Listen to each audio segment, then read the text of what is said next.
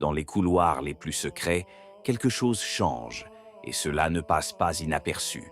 Certains évoquent un possible rapprochement, tandis que d'autres n'y voient qu'une rupture définitive. Mais que se passe-t-il réellement? Et surtout, existe-t-il encore une place, même minime, pour une rencontre entre Monseigneur Carlo Maria Vigano et l'Église visible dirigée par Léon XIV? Restez jusqu'à la fin, car ce qui en ressort n'est pas seulement un fait divers, mais le reflet d'une crise plus profonde. Ces derniers mois, Vigano est revenu au centre du débat ecclésiastique, non pas en raison de nouvelles révélations sensationnelles, mais en raison du ton de plus en plus tranché de ses déclarations. Il ne se limite pas à contester les décisions disciplinaires ou les actes du gouvernement.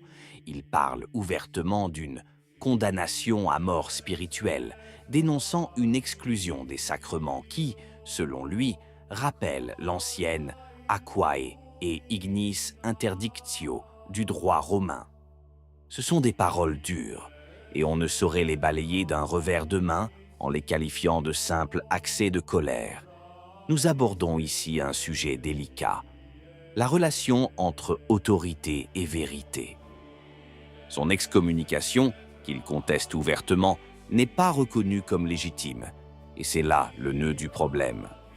Il n'est pas simplement un opposant, c'est un ancien nonce apostolique qui déclare, en substance, que l'autorité qui le juge a perdu sa légitimité dès l'instant où elle s'écarte de la vérité. C'est une position radicale, certes, mais pas nouvelle dans l'histoire de l'Église. Et c'est précisément pour cela qu'elle est inquiétante. Pourtant, au sein de cette tension, un passage souvent négligé se dégage. Vigano ne se présente pas simplement comme un accusateur. À plusieurs reprises, il invoque l'image évangélique du bon pasteur. J'aurais attendu du pape qu'il vienne chercher la brebis perdue. Cette phrase renverse complètement la perspective. Ce n'est pas à lui de demander à revenir, c'est au berger d'agir. Et voici un élément qui complexifie encore davantage la situation. Le pontificat de Léon XIV, du moins dans ses communications officielles, insiste sur un point précis, l'ouverture, l'écoute, le dialogue. J'écoute tout le monde. Une formule répétée et relancée. Une église qui se présente comme une maison ouverte. Mais la question devient alors inévitable. Vraiment tout le monde. Car tandis que les rencontres, les actions médiatiques et les dialogues avec des personnalités très éloignées de la doctrine catholique se multiplient, un nom reste marginalisé. Et pas n'importe quel nom. Un archevêque, un diplomate du Saint-Siège, une figure qui comprenait les rouages du pouvoir ecclésiastique comme peu d'autres. À ce stade, une lueur d'espoir apparaît, car, contrairement à ce que l'on pourrait penser, une tentative de réunion a bien eu lieu, et pas qu'une seule. Tout a commencé par une lettre personnelle envoyée le 4 juin 2025 par la Poste Vaticane. Ni coup de pub, ni déclaration publique. Un acte direct et confidentiel avec une demande claire. Une audience auprès de Léon XIV. Silence. Les mois passèrent. Le 28 août de la même année, toujours sans réponse, Vigano renouvela sa demande, cette fois par les voies officielles de la préfecture de la maison pontificale, en écrivant au régent Monseigneur Leonardo Sapienza. Une fois de plus, la voie institutionnelle est privilégiée. Il ne s'agit pas d'une provocation publique, mais d'une tentative concrète de dialogue. Puis, un événement vient tout bouleverser. Le 20 septembre, la confirmation arrive. L'audience est accordée. La date est fixée, le 11 décembre 2025 à 10 heures, à la bibliothèque du Palais apostolique. Un lieu symbolique. Une rencontre qui aurait pu marquer un tournant. Un instant, on a l'impression que le discours d'ouverture se concrétise. Le pape écoute tout le monde, même ceux qui critiquent, même ceux qui accusent, même ceux qui ont été marginalisés. Mais c'est précisément là que l'histoire prend une tournure inattendue. Le 9 décembre, 2 jours avant la réunion, à 8h08, une communication arrive. L'audience est annulée. Point final, sans aucune explication publique. Mais ce n'est pas tout. Moins de 2 heures plus tard, à 9h53, le secrétariat a envoyé la convocation officielle à l'audience, comme si de rien n'était. Puis, à 10h14, autre communication, l'audience était de nouveau annulée. 3 communications, contradictoires, en l'espace de quelques heures. Il ne s'agit plus simplement d'une décision. Cela soulève des problèmes de gestion, de transparence et peut-être aussi des tensions internes.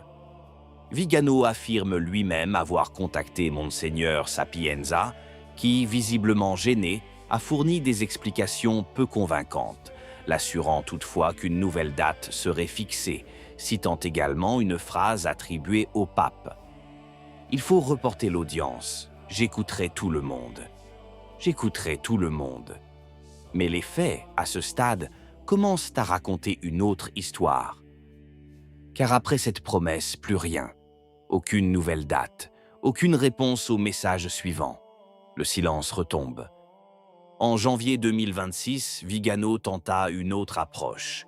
Il écrivit de nouveau, sans réponse. Il contacta alors directement le doyen du Collège des cardinaux, Giovanni Battista Re. La réponse est immédiate, cordiale, voire chaleureuse. « Je serai ravi de vous rencontrer. » Mais aussitôt après, le nœud du problème apparaît. Le problème essentiel, c'est que c'est le pape qui devrait vous recevoir. Le pape rencontre des difficultés. Ce n'est pas un problème d'organisation, ce n'est pas un problème d'horaire.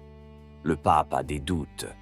Ces mots changent tout, car ils montrent que l'absence à l'audience n'est pas un accident, c'est un choix. Le 27 janvier, une rencontre eut lieu entre Vigano et le cardinal Re. La conversation dura plus d'1 heure, mais en vain. Le cardinal, malgré une apparente proximité, refusa même de recevoir une lettre adressée au pape et des documents jugés sensibles. Puis il prononce une phrase qui reste en suspens, comme une fissure. « Nous devons obéir au pape, même si le pape n'obéit pas au Seigneur. » Une affirmation qui, si elle s'avérait vraie, soulève d'énormes questions, non seulement disciplinaires, mais aussi théologiques.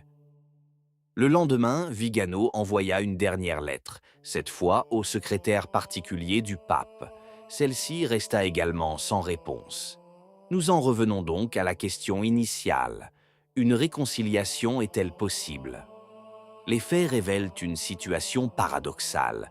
D'un côté, un homme qui, malgré ses positions très intransigeantes, recherche une rencontre directe.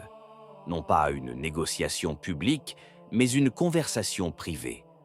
De l'autre, une structure qui, dans un premier temps, cède, puis se rétracte, puis garde le silence.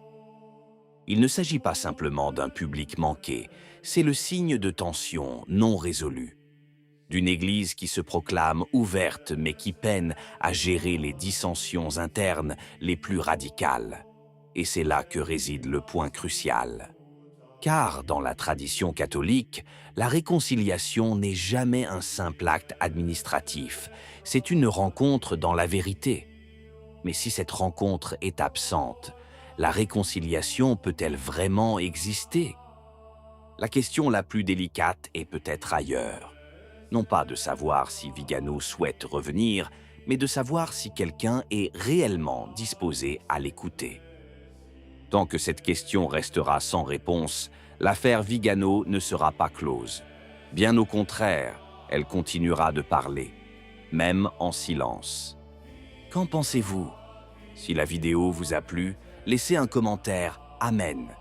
Que Dieu vous bénisse.